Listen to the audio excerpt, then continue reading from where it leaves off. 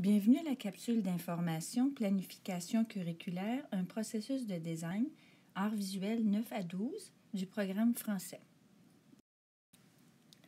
Cette capsule décrit et explique le document Planification curriculaire, un processus de design servant à conceptualiser, planifier et évaluer l'apprentissage en arts visuels de la 9e à la 12e année. Ce document rassemble sur une page le modèle 3C en éducation artistique, un cycle de planification et d'évaluation,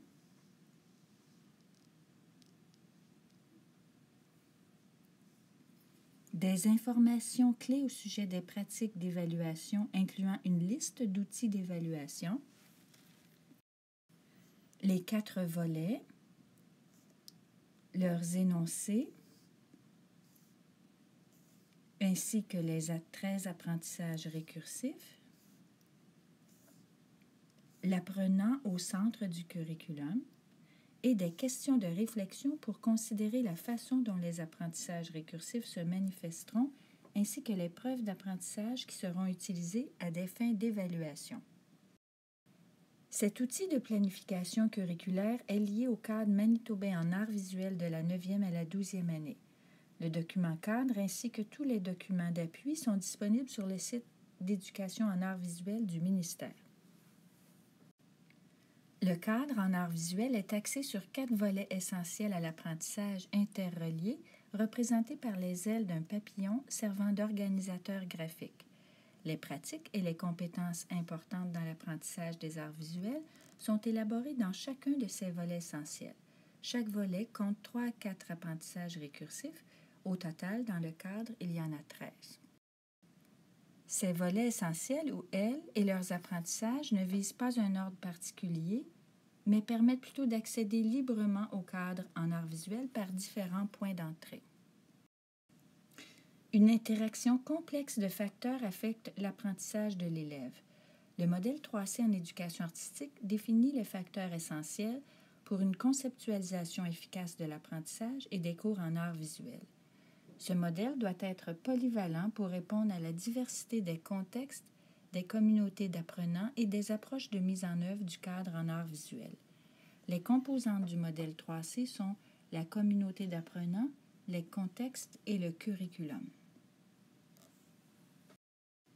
La communauté d'apprenants inclut les caractéristiques de l'apprenant ou du groupe d'apprenants, c'est-à-dire leur identité, leurs intérêts, leurs forces, leurs connaissances et leurs expériences antérieures, leurs besoins et leurs défis. Divers contextes à considérer font partie du modèle 3C.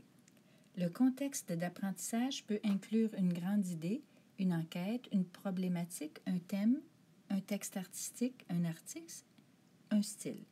Il peut aussi établir des connexions curriculaires avec d'autres disciplines artistiques, d'autres matières scolaires. Il peut être relié à certaines compétences interculturelles, à la construction identitaire, au développement durable, à la justice sociale, à la langue, aux perspectives autochtones, à l'intégration des technologies de l'information et de la communication. Les contextes scolaires et communautaires sont aussi importants. Par exemple, les priorités de la division scolaire ou de l'école, l'environnement physique, l'environnement social, l'accès aux TIC, les horaires, les ressources communautaires, les artistes locaux. Le curriculum est une composante essentielle puisqu'elle sert de fondement aux apprentissages et aux cours en arts visuels. On retrouve dans le planificateur curriculaire un cycle de conceptualisation de l'apprentissage et de l'évaluation basé sur les 4 volets essentiels et les 13 apprentissages récursifs correspondants du cadre en arts visuels. Bien que le cycle de conceptualisation de l'apprentissage et de l'évaluation soit présenté dans une séquence linéaire, il ne constitue pas un système fixe ou fermé. Le cycle constitue plutôt un système ouvert et dynamique. Le diagramme circulaire utilisé dans cette capsule décrit le cycle de conceptualisation de l'apprentissage et de l'évaluation présenté de façon linéaire dans le planificateur. Le diagramme circulaire indique que le cycle n'est pas statique. Il est alimenté et façonné par différents éléments interdépendants qui influenceront et généreront de nouveaux cycles d'apprentissage. Le cycle de conceptualisation de l'apprentissage et de l'évaluation est un processus qui commence par identifier l'apprenant en art visuel. On détermine d'abord le profil de l'apprenant ou du groupe d'apprenants, par exemple l'identité de l'élève, ses intérêts, ses forces, ses connaissances et ses expériences antérieures, ses besoins et ses défis. Puis, on considère les contextes authentiques et pertinents qui répondent aux besoins et aux intérêts des élèves. Le contexte et les connexions d'apprentissage et les contextes scolaires et communautaires servent à ancrer l'apprentissage. Avec le profil et les contextes en tête, on détermine le ou les volets essentiels à l'apprentissage qui serviront de point d'entrée au curriculum.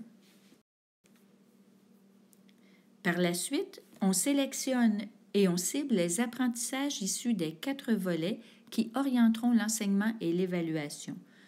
On regroupe par la suite ces apprentissages de façon pertinente dans un parcours d'apprentissage en échafaudant les expériences et les pratiques artistiques tout en restant flexible dans sa planification.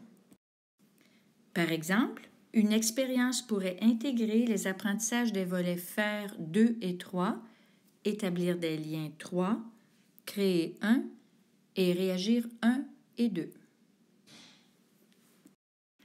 Les parcours d'apprentissage peuvent être conçus avec la collaboration des apprenants tout en restant flexibles et en permettant l'émergence de nouvelles trajectoires d'apprentissage. Par la suite, on identifie et on utilise les preuves d'apprentissage liées à l'évaluation formative ou au service de l'apprentissage afin de déterminer les prochaines étapes. Des critères pour l'évaluation peuvent être établis ou co-construits avec les apprenants.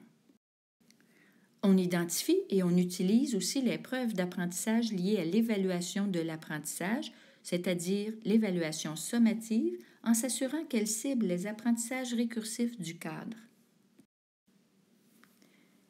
Quand les apprentissages récursifs sont revisités dans divers contextes et de différentes façons, l'apprentissage se raffine et se complexifie avec le temps et les nouvelles expériences. 3 dimensions d'apprentissage et leurs indices de cheminement respectifs du cadre conceptuel de la progression de l'apprentissage en art visuel peuvent être utilisés pour évaluer et décrire la progression des apprentissages.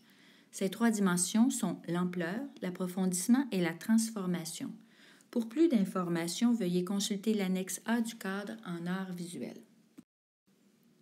Pour recommencer le cycle, on planifie d'autres expériences d'apprentissage à venir tout en consolidant et en réinvestissant les apprentissages acquis.